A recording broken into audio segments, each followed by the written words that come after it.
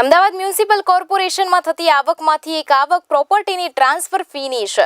આ આવક બાબતે રેવન્યુ કમિટીમાં ચર્ચા કરવામાં આવી. કેટલાક કિસ્સાઓમાં એવું જોવા મળે છે કે બિલ્ડર બીયુ પરમિશન પહેલા કેટલાક મકાનોનું વેચાણ કરે છે, જેને ટ્રાન્સફર ફી પાછળથી મેળવવી મુશ્કેલ બને છે. બીયુ પરમિશન મળ્યા પછી બિલ્ડર પાસેથી ગ્રાહક જ્યારે મકાન ખરીદે છે તો માલિકી હક બદલતો હોય છે, જેથી નવા માલિક પાસેથી મ્યુનિસિપલ કોર્પોરેશન ટ્રાન્સફર ફી મેળવવા હકદાર છે.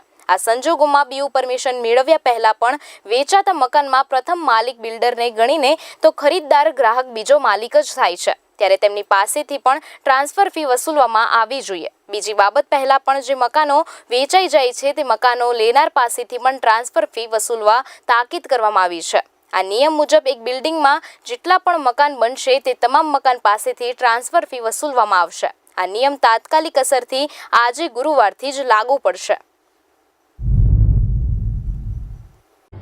ટ્રાન્સફર ફીનો મૂળ અમારો હેતુ કે જ્યારે પણ કોઈ એક મિલકત ધારક બીજા કોઈ ખરીદદારને વહેંચે છે મિલકત, ત્યારે કોર્પોરેશનને એક ટ્રાન્સફર ફી આપવાની થતી હોય છે.